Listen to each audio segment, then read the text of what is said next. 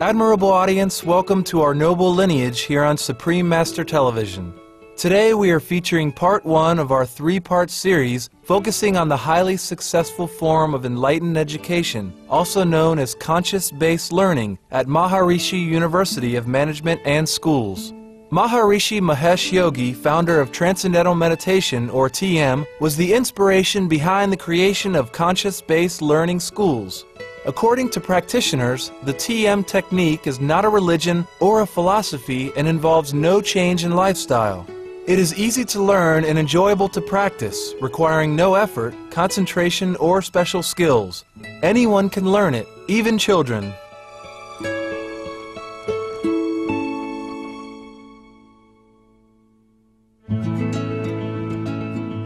It is a specific technique, and the name really kind of tells a story.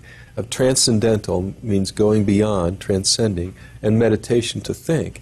So in transcendental meditation, the mind goes beyond the conscious, active thinking levels to this quieter and quieter and ultimately pure silence that we have within ourselves.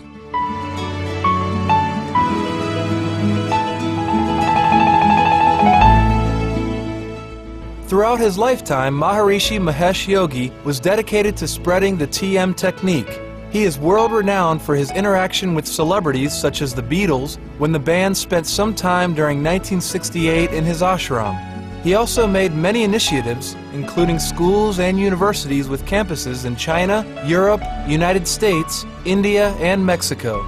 In this three-part series, we will visit the eco-friendly campuses of Maharishi University of Management and Maharishi School of the Age of Enlightenment, and discover their refreshing approach to learning that has attracted students from all over the world of varying faiths and backgrounds.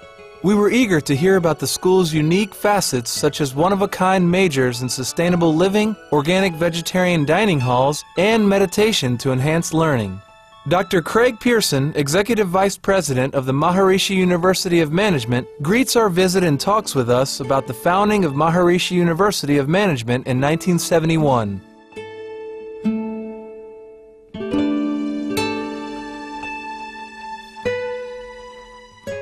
Its purpose was to take the very best practices of modern education, higher education, and the study of the modern academic disciplines, and put them on a proper foundation of the development of the consciousness of the student, or to put it another way, the development of the total brain functioning of the student.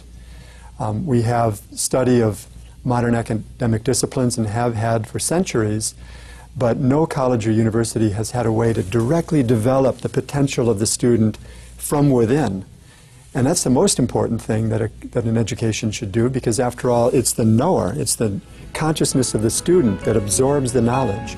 To elevate their consciousness and capacities to gain knowledge, students at the Maharishi schools practice the Transcendental Meditation technique and are served organic vegetarian meals. To date, 250 universities have conducted over 600 research studies on meditation and its positive influence on physical well-being. Ultimately, as brain functions improve and stress is reduced, learning and creativity are enhanced. As a testament to this, students at the Open Enrollment Maharishi School of the Age of Enlightenment, or MSAE, consistently score at the top 1% of the nation on standardized tests. The school's director, Dr. Richard Beal, gladly shares his thoughts on vegetarianism and meditation.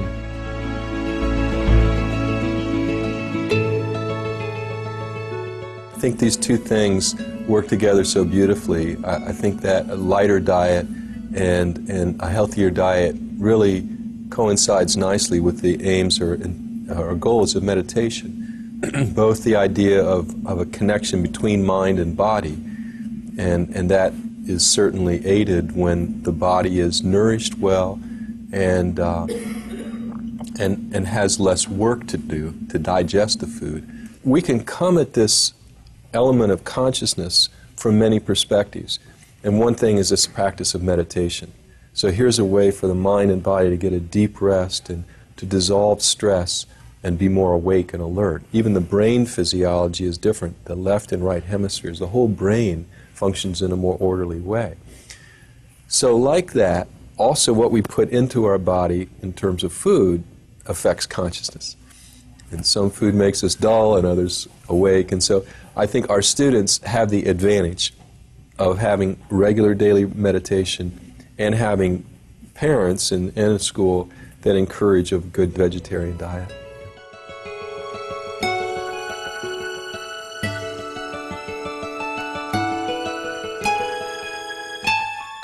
We met and spoke with several students who all affirm they have benefited from such practices, both academically and beyond.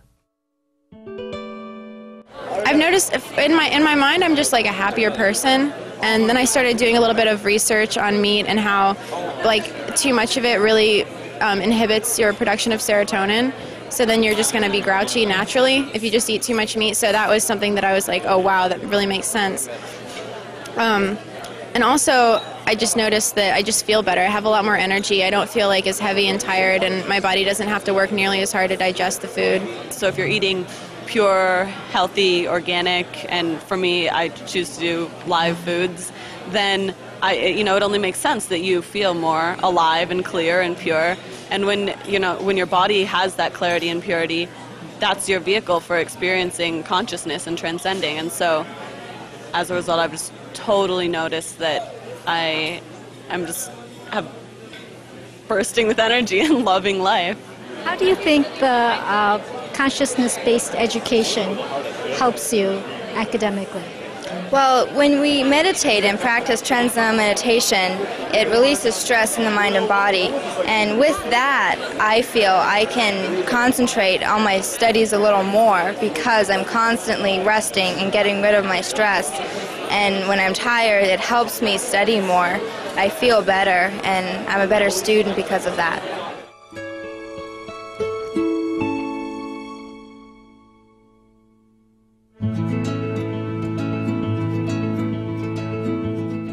Please stay tuned to Supreme Master Television. When we come back, we'll learn more about the Maharishi schools and their conscious-based education system.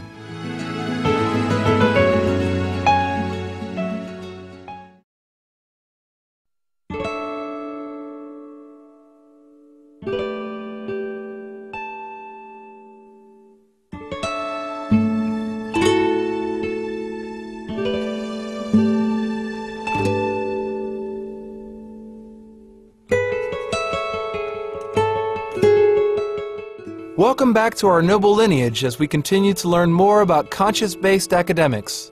Coupled with pure organic vegetarian meals, the development of awareness through conscious-based education has given students at the Maharishi schools an auspicious foundation to gain better and faster progress through their academic careers.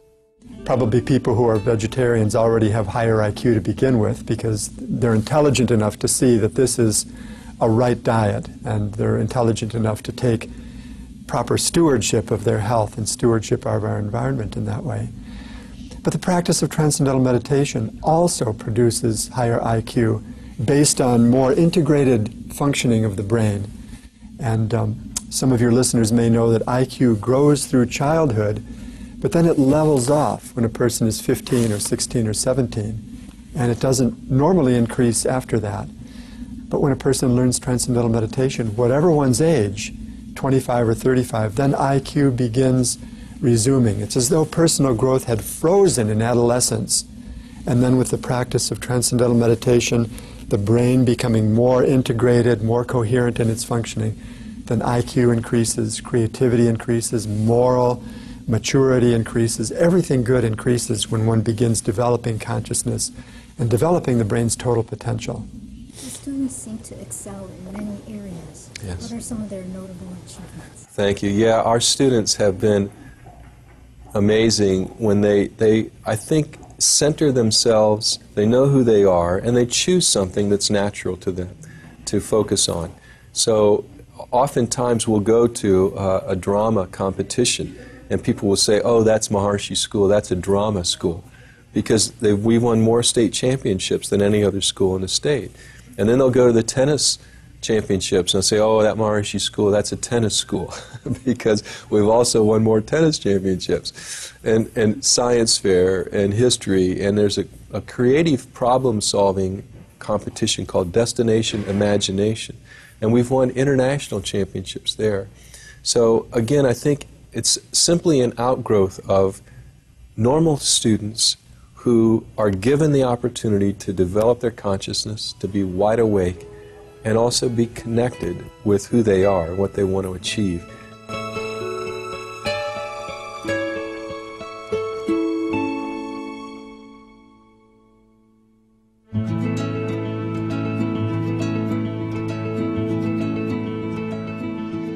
Perhaps it is this fulfillment that gives the Maharishi system such a welcoming and appealing atmosphere.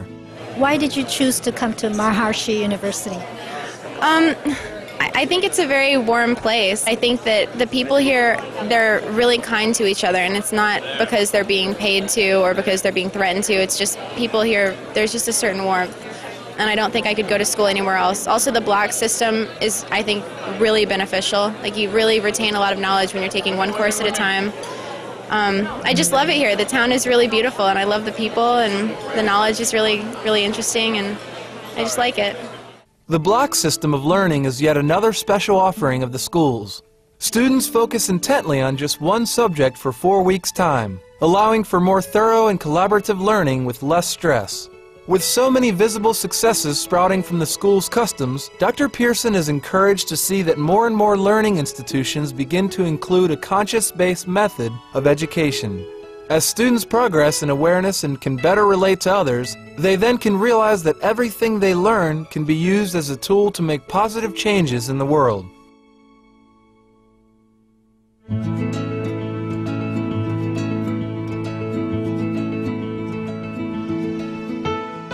I am absolutely certain that consciousness-based education is the future of education, and we're actually seeing that.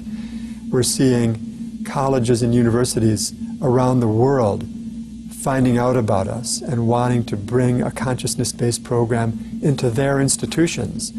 There's no need for them to change their mission or their curriculum or their faculty. They simply just add the opportunity for students to develop their consciousness, develop their brain physiology through transcendental meditation. And we're seeing it at the grade school level. Schools throughout America, 20 by now, and hundreds of schools in Latin America and hundreds in India are also consciousness-based schools and enjoying these. Imagine the vision of a world, a vision of a country where the citizens from childhood are developing their full potential, the full potential of their brain physiology, the full potential of their creativity, expansion of their moral maturity, of their happiness.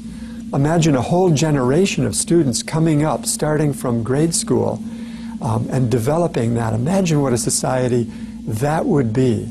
It would just be a tidal wave of people coming up through society, free of stress, overflowing in happiness and creativity, solving the problems of the past, and taking the world to an entirely new plane of prosperity and progress and peace and success for the world. Thank you, Maharishi University of Management and Maharishi School for Age of Enlightenment, for bringing such a gracious environment for students to foster a higher education. May such fine ideals as yours continue to inspire the learning community for a promising future. Delightful viewers, it was a pleasure having you join us as we learned about this timeless academic practice of conscious-based education. We look forward to your presence next week for the second segment featuring more interviews from the Maharishi University of Management and Maharishi School for Age of Enlightenment. Now please stay tuned for A Gift of Love, simple and nutritious cooking with Supreme Master Ching Hai, coming up next here on Supreme Master Television. May your body, mind, and soul be sheltered in God's good graces.